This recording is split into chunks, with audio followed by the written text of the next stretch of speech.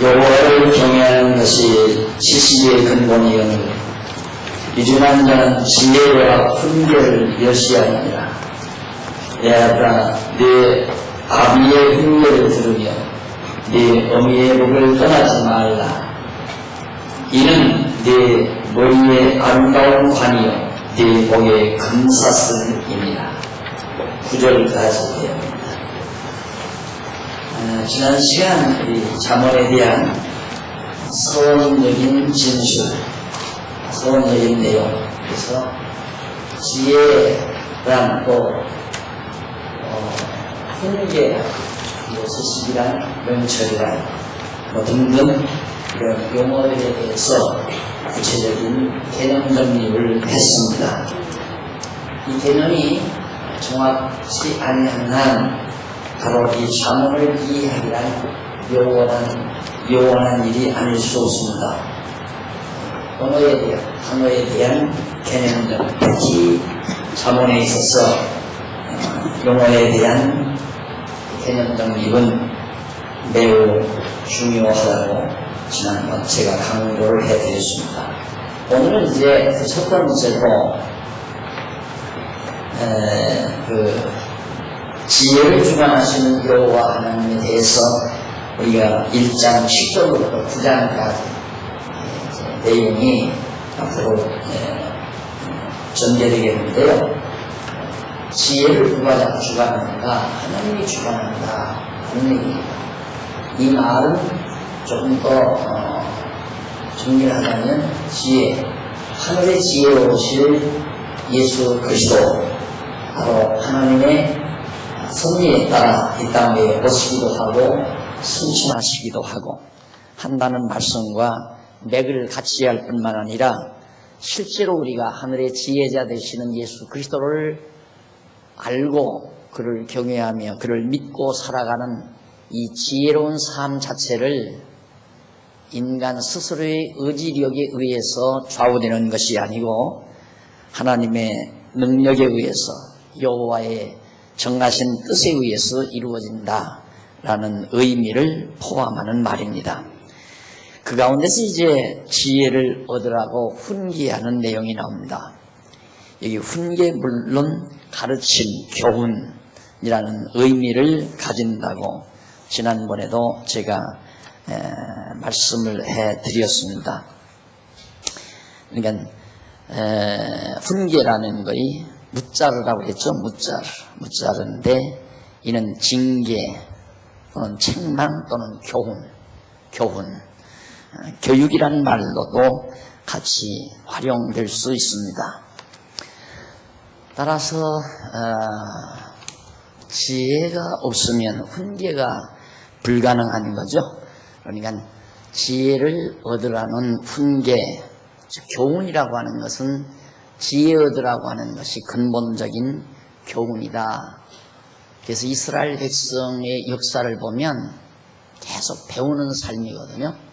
그래서 저도 그러잖아요. 우리 인간이, 우리가 이 세상에 사는 목적이 뭔가? 교육입니다. 배우는 겁니다. 뭘? 여호와 경외하기를 배우는 겁니다. 이스라엘 백성이 이스라엘 12자손에 의해서 번진 이스라엘 자손들이 애굽에서 400년 동안 산 것도 여호와 경외하기를 배우게 하시려는 하나님의 배려였고요. 다음 광야에 나와서 40년 동안 당황하게 하신 것도 여호와 하나님 경외하기를 배우게 하려는 하나님의 배려였습니다. 또 가나안 땅에서 오랜 동안 왕국을 이루어 나라를 이루어 다스리며 살게 하는 것도 여호와 경외하기를 배우게 하려는 거죠. 따라서 오늘 우리들이 이 땅 위에 사는 목적 역시 여호와 하나님, 살아계신 여호와 하나님을 경외하기를 배우는 것이 우리의 삶의 가장 근본적인 목적이요 이유라고 그렇게 정리해서 틀림이 없습니다. 그렇지 않으면 내가 사는 의미를 모르죠. 현대인의 질병 가운데 가장 지금 고속으로 치솟는 질병 하나가 우울증이라고 합니다. 그 우울증은 의미 부여가 안 되는 시간 자기가 하는 일, 또 부여된 시간, 자기가 애쓰는 모든 것들에 대한 의미 부여, 가치 부여가 안 된다는데 그 질병의 근본 원인이 있습니다. 그러니까 나는 왜 이 일을 해야 되는가? 이유를 모르고 의미가 주어지지 아니하면 가치가 없는 거고요. 가치가 없을 때에는 정신적 방황이 자연히 오게 되어 있습니다. 그걸 가리켜서 정신적 공황이라고 해도 과언이 아니죠. 이 정신적 공황 상태가 인간에게 이루어지면 누구나가 쉽사리 바로 우울증으로 접어들게 됩니다. 바로 두서너 시간 전에도 괜찮았던 사람이 두서너 시간 이후에 우울증 환자로 진입하는 아주 정말 고도의 문화병이라고도 할 수 있죠. 오늘의 현대문화가 가져다주는 가장 큰 질병이라고 미래학자들은 말하고 있습니다. 자, 그러나 우리는 가르칠 게 있습니다. 훈계할 게 있고, 뭘? 지혜 얻으라고. 지혜 얻으란 말은 여호와 경외하기를 가르치는 일이죠. 지난번에 12권 탈고를 하고 우리 또 전문연구위원들이 기독교 신앙의 원형, 또 기독교 강요의 이해, 우리 성경신학적인 기독교 강요 이해라는 저서를 출판을 했는데 우리 신학연구원 운영위원회에서 출판 기념일을 열어주더라고요. 그리고 꽃다발을 안겨주고 또 선물도 주고 격려도 해주면서 사회하시는 우리 신장로님이 앞으로 포부를 계획이나 포부를 좀 말해달라고 그래가지고 제가 그런 얘기를 했습니다. 나는 내 계획은 없고요. 하나님께서 해가시는 계획을 알고 있는 것을 제가 말씀을 드리겠습니다. 그러면서 그런 얘기를 했습니다. 우리 기독교가 예수님 오신 이후 진행이 되면서 기독교 역사가 진행이 되면서 3세기 이후 4세기경 어거스틴이 바로 어거스틴 신학을 처음 학문이라고 하는 것을 처음 만들어냈습니다. 어거스틴이 만들어낸 신학이라는 학문 체계를, 그런데 그 학문 체계가 묘하게 만들어졌어요. 하나님의 절대 주권을 강조하면서도 인간의 자유의지에 대해서 또 강조를 했습니다. 이 둘은 서로 갈등을 일으킬 수밖에 없는 겁니다. 하나님의 절대 주권을 강조했으면 인간의 자유의지는 무시돼야 되는 거고, 인간의 자유의지가 강조됐으면 하나님의 절대 주권을 말하면 안 되는 거죠. 그건 3살 먹은 어린 아이라도 납득될 수 없는 이론입니다. 그런데 바로 어거스틴이 그런 이론을 만들어 놓은 거예요. 그러자 그 이론에 의해서 바로 어거스틴이 바로 인간의 도덕적 자유의지, 인간이 선을 택할 수도 있고 악을 택할 수도 있다고 하는 자율의지의 주장 부분을 누가 빼왔느냐면 로마 캐토릭 신학이 그 부분만을 빼왔습니다. 하나님의 절대 주권 쪽은 제거시키고 바로 인간의 도덕적인 자율의지 쪽을 강조해서 도덕적 의지, 도덕적 신앙, 이것을 기본 삼아서 소위 토마스 아퀴나스 신학이라고 하는 학문을, 기현상의 학문을 만들어냈어요. 그러면서 이제 그 캐토릭 안에 대학이라는 것이 처음 세워지죠. 대학이라는 학문이 처음 세워지는데, 이제 성경이 말하는 대로 지혜를 얻으라고 교훈하고 가르쳐야 되는데, 그게 아니고 어설픈 어거스틴 신학의 한 지역적인 지류에 따라서 만들어낸 어설픈 토마스 아퀴나스 신학에 의한 그런 이론을 가르치다가 보니까 사람들이 똑똑해지잖아요. 대학이라는 걸 세워서 교육을 시키니까 똑똑하다 보니까 이게 이론적으로 안 맞다고 말이에요. 이론적으로 맞지를 않고 납득이 가지 않으니까 반항도 하고, 또 다 똑똑하다 보니까 독재가 불가능해요. 통제가 불가능하다는 말이에요. 그래서 로만 캐토릭 안에서 대학을 완전히 없애버리고 말았습니다. 그리고 제도와 어설픈 교리만이 남겨놓게 된 거죠. 그래서 어설픈 교리, 자기네들의 통치 이념에 맞는 교리를 만들어서 전혀 성경적 근거도 없는 말들을 만들어 가지고 그것으로 제도를 통하여 그리고 형식과 의식을 통해서 주입식, 바로 쇠뇌를 시키는 거죠. 성도들을. 그렇게 해서 천년의 역사를 이끌어옵니다.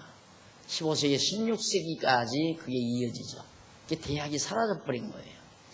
그러다가 이제 종교개혁이 딱 일어나니까 종교개혁자들은 무지몽매한 어두운 백성들을 일깨워야 된다. 역시 교육을 내세우게 됩니다.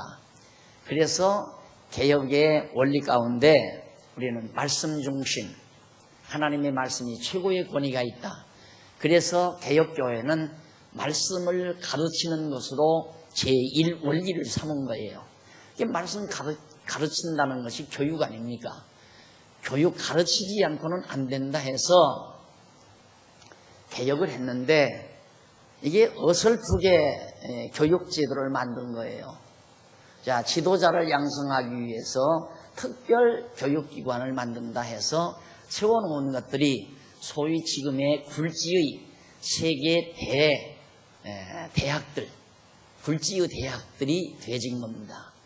그러니까 예를 들면 이제 파란의 자유대학이라든가 영국의 옥스퍼드 예일 등 같은 거, 또 미국의 하버드 대학, 이런 것들이 전부 다 종교개혁 운동을 일으키기 위한 종교개혁 사상에 의해서 대학들이 세워진 거예요. 그럼 그 대학에서 결국 지도자가 양성이 돼서 종교계로도 나가고 정치계로도 나아가고 경제계로도 나아가고 그랬는데, 문제는 이 대학의 이념, 대학에서 가르치는 교육 내용 자체가 세월 따라 그 시대의 사상 따라 자꾸만 변모해져 버려 간 거예요. 그러니까 기독교 진리는 절대적으로 불변의 진리인데 소위 종교개혁을 일으키겠다고 해서 세워놓은 대학들은 그 시대의 사조에 영합해서 점점 교육 내용이 바뀌어져 버리고 말았다. 그러다 보니까 자유주의 사상이 휩쓰는 그런 시대 사조에 따라서 대학의 이념이 바뀌고 교육 내용이 바뀌다가 보니까 거기에서 양성된 교회 지도자들이 교회를 다 망쳐버리고 만 겁니다. 그래서 제일 먼저 망가지는 것이 유럽의 교회들이 다 망가져버리고 만 거예요. 자유주의화 되어버리고 폐허가 돼버리고 우뚝한 웅장한 건물만이 남아있고, 그리고 영국에서 이제 소위 장로교가 처음 웨스트민스터 사당에서 의사당에서 교리가 만들어지고 장로교가 적극적으로 이제 헌법이 제정이 되고 그러면서 이루어졌는데, 바로 그 영국에 세워진 대학들도 자꾸만 세월이 가면서 인본주의 사상 또한 자유주의 사상에 물들어 버리고 만 거예요. 그러니까 그 대학에서 나온 교회 지도자들이 교회까지 다 망쳐버린 거죠. 그래서 영국의 교회도 망쳐져 버리고, 물론 미국의 하버드도 마찬가지입니다. 하버드의 신과에는 유신론자가 거의 없답니다. 하나님이 계셔서 하나님을 배우려는 신학자가 아니라 하나님이 없다고 주장하려는 무신론자들이 신학과에서 공부한다는 것, 놀랄만 하죠. 자, 그러면 우리의 종교계, 기독교계의 실상은 이 정도만 알아도 어느 정도 황폐화되어졌는가를 알 수가 있습니다. 이것은 세월을 가면 갈수록 더 심각하게 더 되어질 수밖에 없는 현실입니다. 왜 그러느냐면 지도자가 엉뚱하게 자라나는데 지도받는 교회가 건전해진다? 그건 불가능한 거라 이 말이에요. 그 이유가 있습니다. 왜냐? 성경을 모르겠다 그 말이에요. 성경은 도대체 무슨 뜻인지 알 수가 없다. 성경이 뭘 말하는 건지 알 수가 없다. 창세기를 보면 이 천지창조를 말하는 것 같고, 뭐 레위기 같은 걸 보면 무슨 옛날 제사 드리는 형식 같고, 무슨 신명기 같은 걸 보면 도덕적 교훈에 불과한 것 같고, 다양한 내용들이 성경에 수집되다가 보니까 무슨 뜻인지 전혀 알 수가 없다고 말이에요. 그래서 결국 자유주의 신학자들이 성경이 하나님의 말씀이란 말은 황당한 얘기다. 더러더러 있을 수도 있겠지만은 성경은 하나님의 말씀만이 아니라 거기에는 신화도 있고 옛날 정말 전해 내려오는 전설도 있고 그런 것들이 주워 모아서 만들어진 하나의 잡기에 불과하다고 선언해 버리는 겁니다.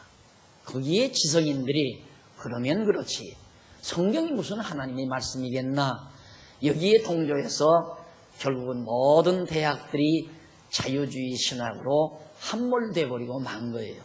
뭘 기대하시렵니까? 이제 우리는 만약에 여기서 정말 확고하고 분명한 것을 붙들지 못하는 한, 기독교의 아래 머물러 있는 한 더 바보가 되질 수밖에 없는 현실이 된 거란 말이죠. 그래서 종교개혁 이후에는 교회와 대학이 따로 분리되어 있었어요. 그러다 보니까 교회에서 믿는 신앙과 대학에서 가르치는 신학과는 거리가 멀다. 전혀 거리가 먼 거거든요. 지금도 그렇지만 신학교 가서 공부한 건 목회하는데 하나 필요 없습니다. 전혀 필요 없어요. 신학교에서는 율법에 대해서 정확하게 가리키는 부분이 많습니다. 요즘 하도 문제가 되어 있는 11조에 대해서도 절대 구약시대처럼 강요할 성질의 것이 아니다. 신학교에서 다 그렇게 가르쳐요. 그런데 목회는 그렇게 안 합니다. 해야 된다고 가르치죠. 그러니까 교회와 대학이, 신학대학이 따로 노는 거예요. 각각 놀아난다 이 말이죠. 그래서 신앙과 신학은 다르다라고 하는 아주 해괴망측한 말까지 나돌게 되는 겁니다. 그걸 또 정당화하는 거고요. 자, 이런 차제에 우리는 기대할 것이 없는 거죠. 앞으로 한국교계에서 또 기독교계에서 정말 순수한 하나님의 말씀에 입각한 올바른 지도자가 나올 거라는 생각을 해서는 천만의 말씀입니다. 불가능한 겁니다. 왜? 그렇게 하면 학위를 못 봐요. 학위를 줄 사람이 완전히 자유주의 신학자, 안 그러면 정말 포스트 모더니즘에 완전히 매료된 그런 대학자가 또 앉아서 학위를 주는데 그걸 다 묵살시켜버리고 성경에 입각해서 논문을 쓴다? 그냥 그거 버리고 말이죠. 학위가 안 나온다 이 말이에요. 우리나라에서도 그 현실이 있습니다. 우리 교회에서 장로 일하시다가 목사가 돼서 지금 대학원에 가서 신학 석사학위를 하고 있는데 일반 학문 서적에서 말하는 것은 다 안 맞으니까 성경을 근거로 해서 논문을 쫙 다 쓰니까 교수가 부르더니만 좀 문제는 학문답지 못하다 이거예요. 이건 성경학교식이지 아카데믹하지 못하다 해가지고 좀 학문적으로 정리하라고 하면서 빠꾸를 한 거예요. 학위가 안 나와요. 그럼 일반 대중들은 뭔가 박사학위, 석사학위, 박사학위 이거 받으면 대단한 사람으로 알아버리니까 이게 되겠어요? 안 된다 이거죠. 그런데 하나님께서는 이제 이 마지막 진리가 승리하는 이 시대에 교회와 대학이 하나가 되는 이런 섭리를 해 가실 거라는 확신을 저는 가지고 있습니다. 왜냐하면 대학이라고 하는 것은 불변의 진리가 있을 때 대학이 가능한 겁니다. 불변의 진리도 없이 교훈을 한다, 교육을 한다, 남 속이는 거예요. 예? 남 속이는 거란 말입니다. 과학도 자꾸 바뀌잖아요. 과학도 자꾸만 바뀐다. 그게 진리로 알고 배웠는데 나중에 보니까 얼마큼 지나니까 그게 진리가 아니었다 이 말이죠. 이게 거짓을 배우는데 엄청난 시간을 투자하고 재산을 투자하면서 공부한 것이 지난 날 우리들의 선배들이라 말이죠. 이 대학은 진짜 학문은 불변의 진리여야만이 진짜 학문이 가능하다. 이 하나님의 말씀은 불변의 진리입니다. 우리는 이 하나님의 말씀에 의한 성경신학이라고 하는 구체적인 학문, 서론과 본론과 결론이 있는 이 구체적인 학문 체계를 우리에게 허락하셨다는 것은 바로 종교개혁 이전 중세교회처럼 대학이 없는 형식과 의식만이 남아있는 교회가 아니고, 또 종교개혁 이후에 대학과 교회를 서로 이중적으로 이분화시켜서 세워놓은 그런 어설픈 체제가 아닌 대학과 교회를 하나로 묶는 아름다운 하나님의 섭리가 반드시 계획되어 있다. 학문이 있는 곳에는, 진짜 최고의 학문이 있는 곳에는 최고의 가르침이 있습니다. 대학이라는 게 뭡니까? 큰 배움이라는 얘기거든요. 가장 큰 배움. 종교라는 말과도 통합니다. 종교란 최고 나루종, 최고의 교육이라는 뜻이죠. 그러니까 최고의 교육은 최고의 진리가 있어야 최고의 교육이 가능하고, 큰 진리가 있어야 대학이 가능한 건데, 진리도 없이 과거에 지난 날 어설프게 대학들을 세워서 어정쩡한 인재들을 양성한 결과가 교회를 멍들게 하고 병들게 하고 폐허가 되게 만들었다는 것은 역사가 우리에게 거짓없이 증언해주고 있는 오늘의 현실입니다. 그렇다면 하나님께서 오늘 우리에게 이렇게 불변의 영원한 진리, 확고부동한 진리, 여호와 하나님 경외하기를 배우는 이 아름다운 지혜에 대한 진리, 이것이 있어야만이 교육이 가능하다. 그래서 바로 우리 교회는 학교와 같은 교회다. 그래 여러분 학점 다 주잖아요. 공부 다 하라고. 뭐 너무 교회가 이런가? 다 뜻이 있어서 그런 겁니다. 다 학점 전부 공부한 것 다 학교에서 학점 다 이수하고 등록해 놓듯이, 그것이 우리의 교적이죠. 그래서 온 성도가 믿는 것과 아는 것이 하나 되려면 목회를 할 사람이나 또한 봉사할 직분자들이나 똑같이 알고 믿어야 돼요. 그런데 지난날에 우리 한국교회는 어떻게 되는가? 목사 혼자만 잘알아요. 잘하는 것 같이 야단을 쳐요. 잘하는 것도 없는데, 목사가 배운 것이 없는데 뭐가 잘 알아요? 정리도 안 된 놈의 소위 신학이라고 해서, 보수주의 신학이라고 해서 다 그거 헌두덕지 됐잖아요. 지금은 신학교에서 가르치지도 않아요. 여러분들 신론, 인재론, 기독론 쭉 배웠죠? 그거 지금 신학교에서 가르치지도 않아요. 매력이 없으니까. 왜? 철학적 이론에다가 성경적인 용어만 갖다 바꿔서 띄워놓은 거니까 사고의 틀은 그대로 있는 거란 말입니다. 그러니 그것 가지고 진리가 전파됩니까? 안 되죠. 그걸 배워가지고 교회에 와서 그걸 강의했다? 진짜 그건 성도들과 아무런 관계가 없는 거죠. 그러니까 성경 자체가 진리이기 때문에 성경을 가르쳐야 되는데, 신학교 다니면서 성경은 안 배운다니까요. 저도 신학교 바로 목회과 연구과정이 3년이거든요. 3년 동안 연구과정을 거치면서 로마서 1장 1절서부터 17절까지 공부하고 나왔어요. 3년 동안 성경은. 그 다음에 성경을 안 배워요. 그러니까 목사가 성경 모르고 교회 와서 목회하는 거예요. 그럼 뭘 가지고 하는가? 어떻게 하면 교인들이 열심히 잘 내나? 어떻게 하면 충성을 잘하나? 어떻게 하면 연보돈을 많이 내나? 이런 것만 연구하는 거죠. 그런 방향으로 또 설교라고 하는 설교 내용을 그렇게 짜가지고 주제도 그렇게 짜고 내용도 그렇게 짜고, 하나님께 충성하는 자는 건강의 축복을 받는다. 둘째, 충성하는 자는 물질의 축복을 받는다. 셋째, 충성하는 자는 자식의 축복을 받는다. 넷째, 충성하는 자는 가문의 축복을 받는다. 그렇듯하죠? 그런 식 설교예요. 그거 다 거짓말이거든요. 다 거짓말인데 성도들은 듣고 그냥 그걸로 신앙생활 한다 이 말이에요. 그러니 교회가 안 무너나요? 다 무너나죠. 무너나게 돼 있어요. 한국 교회가. 이미 고비 넘어버렸어요. 무너날 고비가 넘어버렸어요. 여러분, 물이라는 게 갇혀있을 때 댐이 갇혀있는 물의 그 부피를, 물의 중량을 이길 만한 댐의 그 힘 한계가 있습니다. 그러니까 댐을 막을 때 이 댐은 물 몇 톤을 저수할 수 있는 댐이다. 그거밖에는 방어를 못하는 거예요. 그런데 일단 물이 댐 위로 넘쳤다. 순식간에 댐은 무너나버리고 마는 겁니다. 고비 찬 거예요. 한국교회는. 이미 성도들이 알았어요. 정말 허구라는 걸 알고 있다 이 말이죠. 이런 상태에서 아마 정말 우리가 걷잡을 수 없이 한국교회가 추락하게 될 거라고 하는 것은 바로 우리의 눈앞에 펼쳐진 현실입니다. 이런 차제에 그러면 하나님은 다 포기해버리 아니에요. 천만의 말씀. 유럽의 교회가 망할 때 영국과 카나다, 미국 교회를 하나님은 섭리하셨습니다. 그래서 유럽은 점점 잠들어가지만은 영국을 비롯한 카나다와 미국이 살아서 미국으로부터 카나다로부터 우리가 선교를 받지 않았습니까? 그런데 미국 교회나 카나다 교회나 영국 교회가 죽어가면서 한국 교회를 키워줬습니다.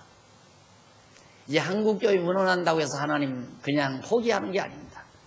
한국 교회는 무너나지만 앞으로 세워지는 아세아, 중앙아시아, 동남아시아, 중동아시아 지역의 교회들을 건전한 진리 토대 위에 세우시기 위해서 제가 확신하는 것은 대학과 교회가 하나가 된 정말 대학과 같은 교회, 교회와 같은 대학. 교회가 바로 대학을 최고의 학문을 보존하고 지키는 교회가 뭡니까? 진리의 토역 기둥이라고 그랬어요. 진리란 뭡니까? 진리를 표현한 것이 학문이에요. 진리 없는데 무슨 학문이 있어요? 학문이 없는 곳에는 대학이 있을 수가 없어요. 그러니까 공차는 대학, 무당 굿하는 대학, 무당과도 있잖아요. 별게 다 대학이야. 별걸 다 과를 정해놓고. 그리고 그거 하고 나서 그걸 대학 다녔다, 대학 졸업생이다. 학문이 뭔지도 모르는 사람이 대학 졸업장을 받고 사회에 등용한다 이 말이죠. 자, 이런 상황 속에서 진리가 지켜지겠는가? 하나님께서는 이 진리를 지키기 위한 아름다운 방법이 정말 학문, 진리를 보존하고 진리를 전수해가는, 진리를 전해가는 방법이 하나의 교육 아닙니까? 대학이고 교육이고. 이것을 하나님이 반드시 그런 체제가 되어진 교회를 하나님이 이루어 가신다. 그것이 바로 우리 강남노회를 통해서 지금 시작된 거고 계속 교육안이에요. 오늘도 피곤하지만 여러분 1시간 60분 가까이 강의를 들어야 되잖아요. 여러분 원래 박사 코스는 영국 같은 데는 학교 안 나가요. 지도교수 딱 만나서 나 뭐에 대해서 세계정치 미래상 이런 거에 대해서 난 논문을 쓰겠다. 그러면 주제만 딱 정해놓고 교수하고 담소를 합니다. 어떤 방향으로 쓸 것인가, 어떤 구조로 쓸 것인가 해놓고 그냥 와서 귀국해서 자기 나라에서 계속 연구하고 전화로 연락하고 그러다가 가끔 가서 만나가지고 또 디스커션하고 이러면서 논문을 씁니다. 조금 이제 까다로운 것은 일주일에 한 번씩 아니면 한 달에 한 번씩 꼭 만나서 교수를 만나서 강의를 듣게 됩니다. 석사 과정은 일주일에 한 번씩 보통 석사 과정은 일주일에 한 번씩 강의를 듣습니다. 여러분 고도의 학문 가장 어디에서도 찾아볼 수 없는 완벽한 성경에 입각한 이 진리 체계를 지금 여러분들이 배워나가는 일이기 때문에 이건 석사 과정만이 아닙니다. 따지고 보면 최고의 학문이죠. 바울이 과거에 연구했던 모든 학문이 다 찌꺼기로 버려지잖아요. 그러니까 지난날 자유대학이나 예일이나 옥스포드나 또 하버드 같은 그런 대학 강단에서 가르쳐왔던 인본주의적 철학사상, 인본주의적 신학사상 이런 것들은 바울의 말에 빌리면 다 분토처럼 져버릴 것들입니다. 다 찌꺼기 같은 것들이라 이 말이죠. 바울이 미쳐 돌아갔던 이유는 성경에서 이 놀라운 예수가 그리스도라는 이 놀라운 진리를 발견하고 하나님 여호와를 경외하는 이 최고의 지혜의 말씀, 지식의 말씀, 이 진리의 말씀을 깨닫고 가장 고상하다고 했습니다. 예수를 그리스도로 아는 지식이 가장 고상함을 인하여 그동안 자기가 갈고 닦아왔던 모든 지저분한 학문들을, 학문이 아니죠. 잡식들을 다 잡다한 지식들을 찌꺼기처럼 내던져버린다. 우리 여기 일남전도의 방에 들어가면 책이 몇 상자, 이 책장 몇 개에 가득이 쌓여 있습니다. 누구 거냐면 광양교회 김기웅 목사님 거예요. 자리도 복잡하고 그래서 저거 안 가져가야 되느냐, 안 가져가느냐고 물으니까 뭐라고 답변하느냐면 다 휴지 조각 같은 거 가져가도 그만 안 가져가도 그만입니다. 그래요. 당신 공부할 때는 그거 다 밥 먹을 거 라면 먹고 또 갈비 먹을 거 짜장면 먹어가면서 돈 아껴서 사놓은 책들인데 알고 보니까 다 휴지 조각이라 이거죠. 그러니까 안 가져가고 그냥 있잖아요. 그런데 내버릴 필요는 없어요. 다 휴지 조각이라는 거 보여주기 위해서라도 잘 보관하고 있어야죠. 우리들은 그게 대단한 걸로 합니다. 아니에요. 제가 지난번 필리핀 다녀와서 한 얘기 있죠. 모든 학문, 자연과학이나 사회과학이나 어떤 과학을, 인문과학이나 할 것 없이 모든 학문의 절정에 올라가면, 학문으로서 최고 절정에 딱 올라가면 마지막 하나 남는 질문이 무엇이냐면 정말 하나님은 살아계실까? 신에 대한 관심으로 딱 귀결이 됩니다. 어떤 학문이든지 마찬가지입니다. 결국은 무엇이나 연구하고 들어가면 하나님이 계시느냐 안 계시느냐라고 하는 의문부호로 남게 되진다 이 말이죠. 그러니까 그걸 모르면 다 모르는 거예요. 왜 그거에 대한 질문을 마지막 남겨놓는가? 그게 해결이 나야 나머지가 다 해석이 될 것 같으니까 연구하고 또 연구하고 계속해서 파고 올라가 보니까 마지막 정상에 가서 과연 신은 존재하는가? 이게 남는다 이 말이에요. 내가 토인비 얘기를 가끔 하죠. 역사 이해라는 게 참 중요하거든요. 인간만이 역사의식을 가지고 있습니다. 동물은 역사의식이 없잖아요. 이 역사의식을 가진 인간에게는 역사라는 게 매우 중요하단 말입니다.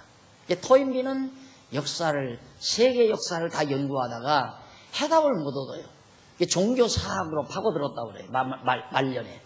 그러다가 종교사학 중에도 기독교 역사를 그가 파고들면서 마지막 결론이 하나 남는데 역사는 누군가가 그렇게 하신다. 그것이 역사가 토인비의 마지막 역사학의 결론입니다. 누군가가 그렇게 하신다 이 말은 이런 역사라고 하는 것이 누군가 하나님을 모르니까 그는 하나님 믿는 자가 아니니까 누군가가 이렇게 하니까 이렇게 되지지 아니면 도저히 역사 해석이 안 된다. 자기는 해석 못하고 말려놨어요. 누군가가 하는 것 같은데 누군가를 모르니까. 그러니까 하나님이 과연 신은 존재하는가. 정말 학자라면, 인본주의 학자라도 진짜 학자라면 신의 문제에 대해서 골똘히 생각할 수밖에 없게 되어 있습니다. 그런데 신에 대해서 전혀 의식하지 아니하고 학자의 연척하는 것은 자기 무식의 소치예요. 그건 학자가 아니에요. 신학자는 적어도 하나님의 존재에 대한 확신을 가져야 되고, 학자는 하나님을 알면 신학자가 되는 겁니다. 그래서 원래 신학이란 인간 학문, 모든 철학, 역사 이걸 다 섭렵한 다음에 신학을 하게 되어 있어요. 그런데 요즘 어디 그렇습니까? 학교 막 난리벼서 세워놓고 학생만 받아놓고 책상 의자 하나만 갖다 놓으면 한 학기에 500만 원, 600만 원 막 들어오는데 그 장사 안 할 사람이 어디 있어요? 그러려고 학교 막 세웠거든요. 그래서 우리는 그런 대학이 아닌 획기적인 정말 오늘 우리가 해나가듯이 여기에다가 조금 이제 질서만 잡으면 돼요. 여기에다가 이제 문교부 장관 국가에서 제도적으로 인정하는 대학이면 더 말할 것도 없는 거고요. 그것도 머지않아 될 거예요. 넌 확신하고 있어. 하나님이 되게 하실 거라고 말입니다. 그래서 앞으로 교회는 정말 알참 있는 정말로 순수하게 진리를 지키고 진리를 전수하기 위해서 훈계하는 가르치는 교회. 바로 지혜를 얻으라고 훈계하는 솔로몬의 이 교훈 훈계야말로 진짜 교육자입니다. 선생은 솔로몬, 지혜자 솔로몬이었고요. 학생은 자기 아들 르호보암이었습니다. 자기 아들 하나 놓고 교수 노릇을 한 거예요. 그 교육 내용이 전도서에 다 담겨져 있다 이 말이죠. 그러면 아버지가 아들에게 가르칠 때는 최고로 좋은 걸 가르칠 거 아닙니까? 옛말에도 있잖아요. 집신장사 아버지가 아들하고 같이 집신을 팔아서 장에 가면 아버지 건 잘 팔리는데 자기 건 안 팔리니까 아버지 왜 아버지 건 잘 팔리고 내 건 안 팔려요? 아버지가 절대 안 가르쳐 주더랍니다. 마지막 죽으면서 가장 중요하게 집신이 잘 팔리는 비결 하나를 가르치는데 털하고 죽었다고 그러잖아요.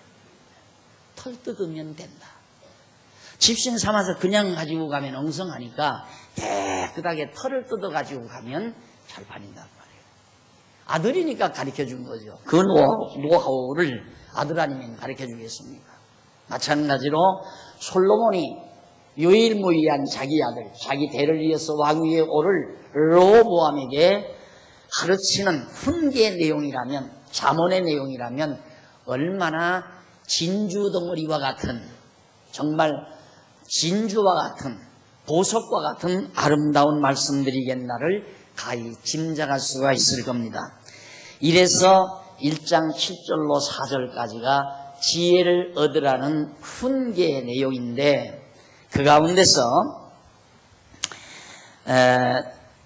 1장 7절로부터 2장은 솔로몬이 지혜를 얻어야 할 까닭에 대해서 말합니다. 왜 우리 인간은 지혜를 얻어야 하는가? 아들아, 네가 왜 지혜를 얻어야 하는지 아느냐 하고 그 까닭을 밝혀줘요. 그리고 3장과 4장에서는 지혜를 얻는 자의 결과에 대해서 가르쳐줍니다. 지혜를 얻게 되면 어떻게 되는 줄 아느냐? 그 결과가 이렇게 된다라고 가르쳐주는 내용이 3장과 4장이에요. 아주 우리가 읽기에는 아무런 체계도 없는 것 같지만 너무너무 솔로몬의 이 강의 내용은, 아들에 대해서 훈계하는 이 교육 내용은 너무너무 논리적이에요. 참 논리적으로 잘 빠져나갑니다.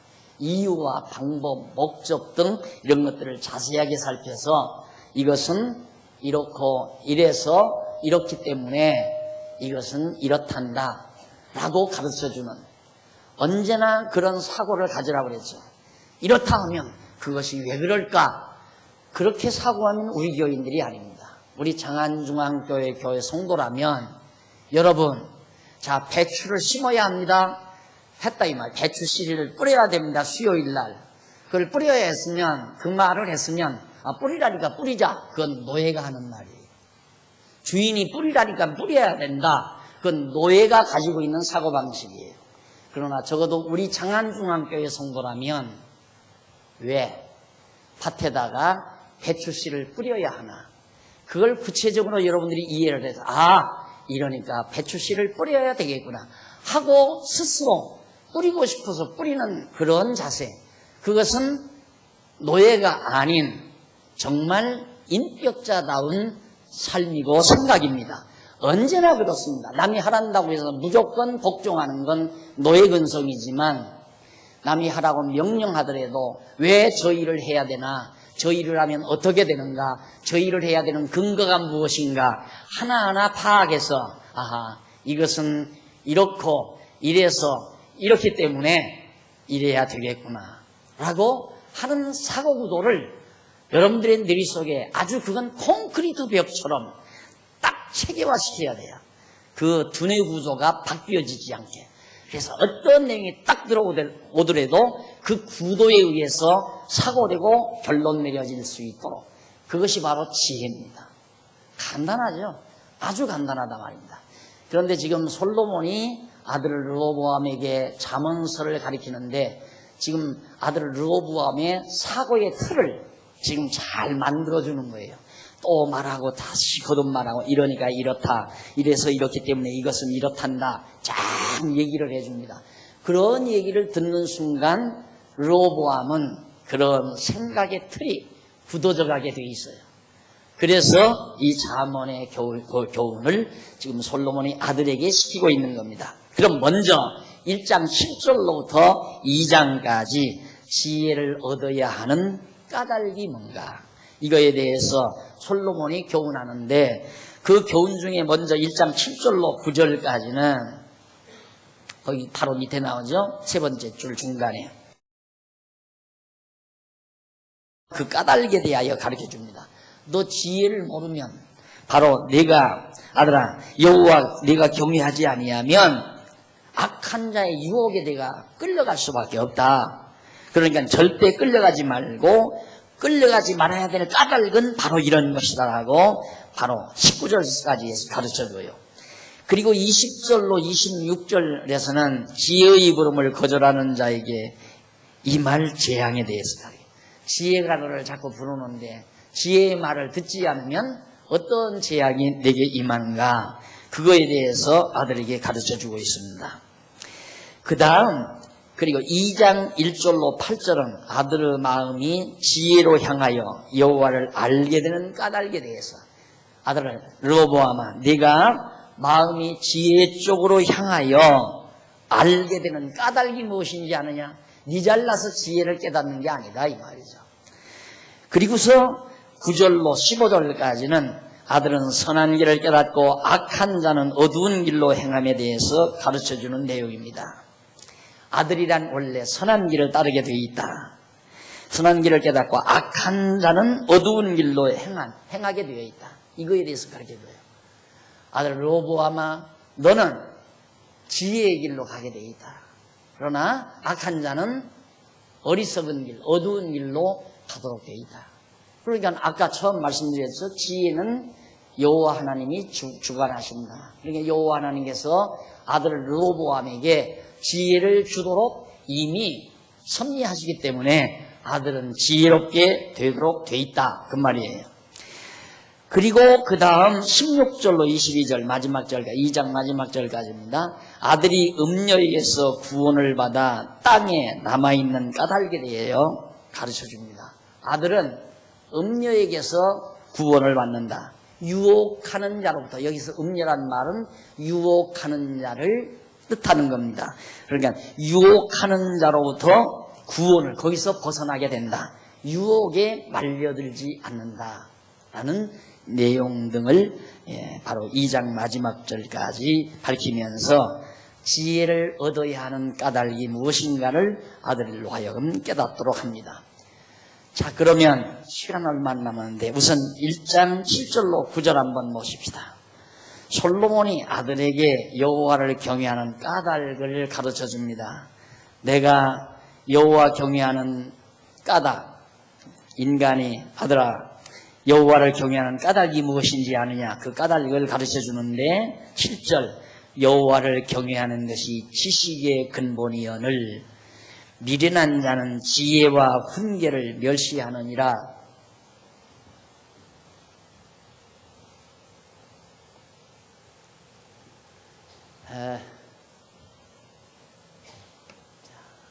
인문, 사회, 그 다음 자연, 인문과학, 사회과학, 자연과학, 이것은 바로 지혜입니다. 지혜.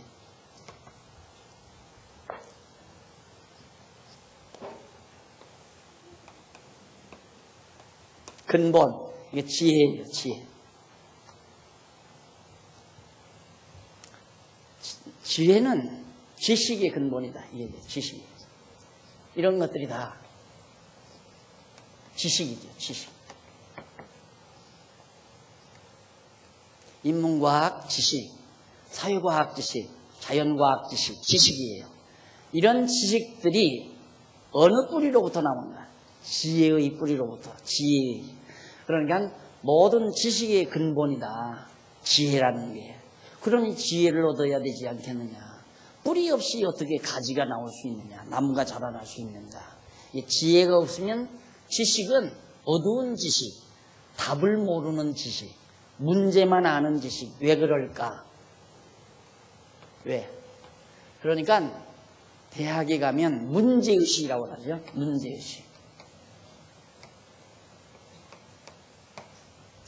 문제의식 내지는 제기. 논문을 쓸 때 학생이 교수의 지도를 받아가지고 논문을 구성을 할 때 제일 첫 번째 서론에서 밝혀야 하는 것이 문제제기입니다. 너는 어떤 논문, 어떤 주제에 의해서 논문을 쓰는데 무슨 문제의식으로부터 그 문제를 제기하느냐. 그 문제 제기에 대해서 정확해야 일단은 교수가 그 논문의 틀을 해석시킵니다. 그러면 그 틀에 의해서 이제 논리를 전개해 나가야 되거든요. 문제의식이라는 말은 이거예요. 왜? 너는 모르는 게 뭘 묻고 싶으냐, 뭘 물어서 대답하고 싶으냐, 그것이 이제 왜예요. 그러니까 이놈의 논문은 끝이 없는 거예요. 왜? 다 모를 것 뿐이니까. 이걸 아는 것 같으면 저걸 모르니까 그 모르는 것에 대해서 문제 제기를 해가지고 그거의 답을 어떻게 추출해내는가 간단해요. A라는 사람은 이걸 뭐라고 했다. B라는 사람은 뭐라고 했다. 그리고 이제 여기다가 더 뒷받침하는 것은 통계야. 통계.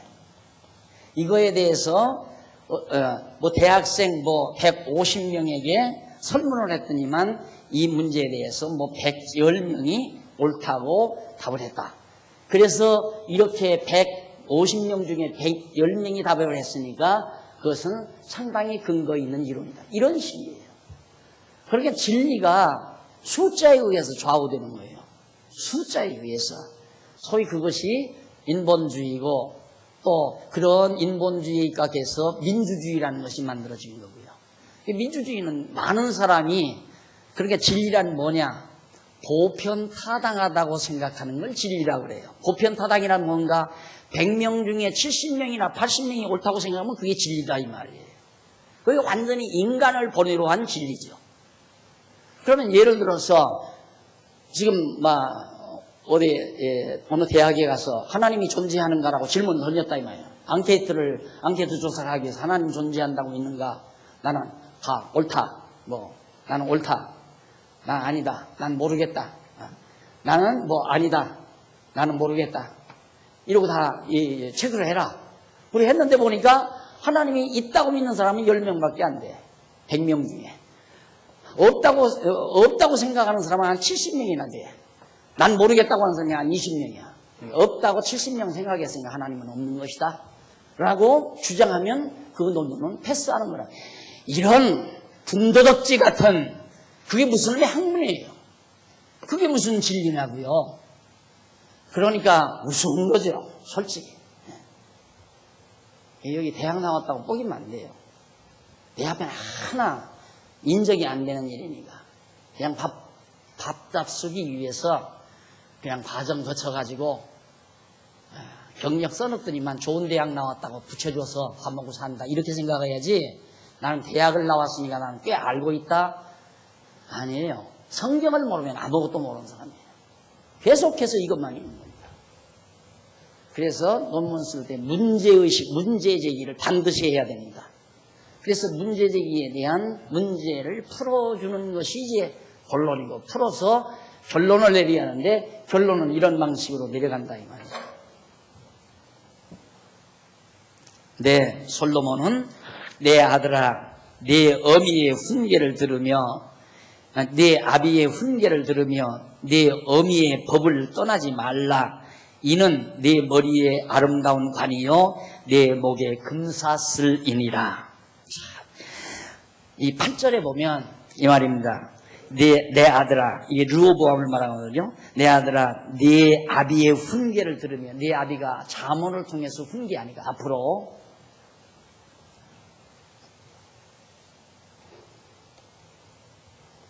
이 다윗 아니에요? 다윗. 솔로몬이거든요.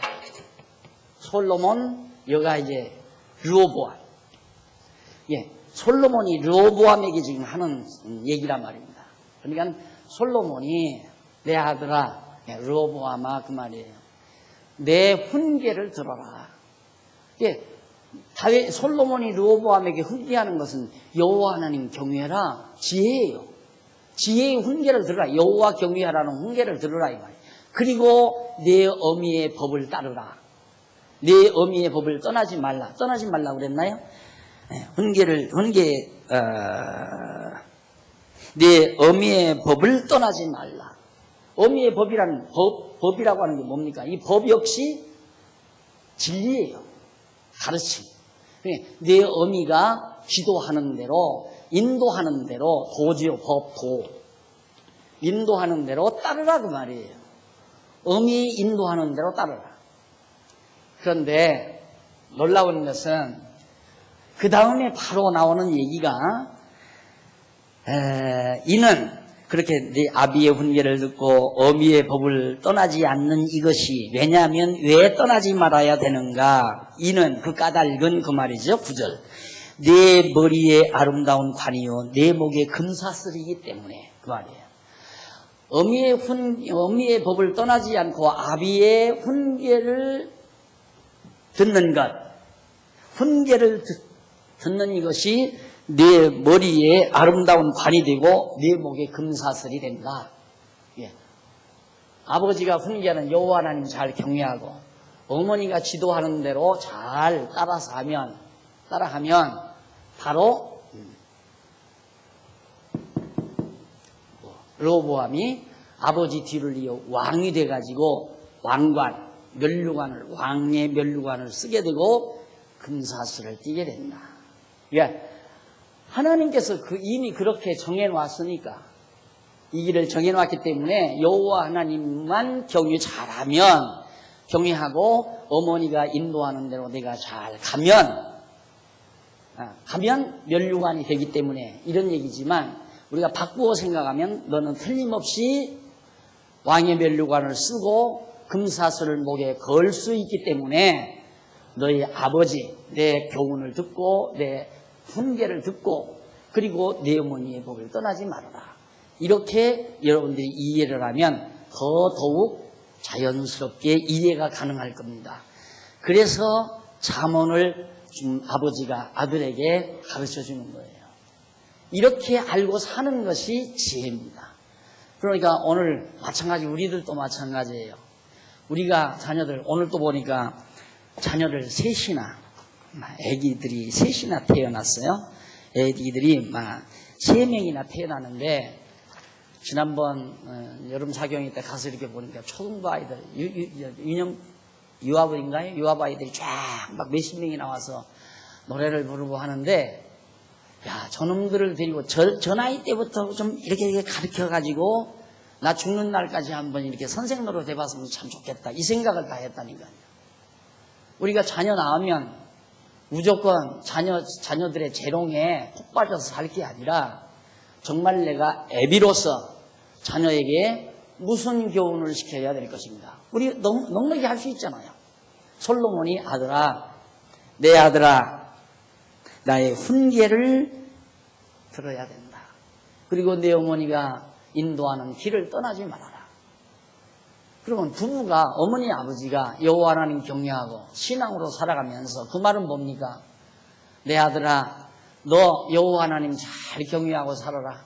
내 일평생 살아가야 될 모든 일들은 하나님께서 다 정해놓으시고 인도해 갈 거니까 걱정 근심하지 말고 여호와 하나님만 경외하고 어머니의 인도 따라 잘 살아가도록 해라. 그게 온당한 교육 아니에요. 그 말과 똑같은 얘기예요. 다음 시간 우리 이제 10절로부터 19절까지 계속해서 공부하도록 하고 앞으로는 진도 조금 빨리 나가도록 하겠습니다. 기도하십시다. 살아계신 하나님 아버지 은혜를 감사합니다. 이 엄청난 보화를 우리에게 안겨주신 하나님 아버지여 정말 우리를 잃어버리지 않게 하시고 질그릇 속에 잘 간직해서 오고 오는 우리 후대들에게 잘 전승해주는 슬기롭고 지혜로운 청지기들이 되게 해 주시옵소서. 솔로몬이 아들에게 훈계를 들으라고 말한 것처럼 오늘 우리들 또 우리의 후대들에게 영원 불변의 진리, 지혜의 말씀을 가르치고 전승하는 슬기롭고 지혜로운 삶을 살게 해 주시옵소서. 예수님의 이름으로 기도드립니다. 아멘.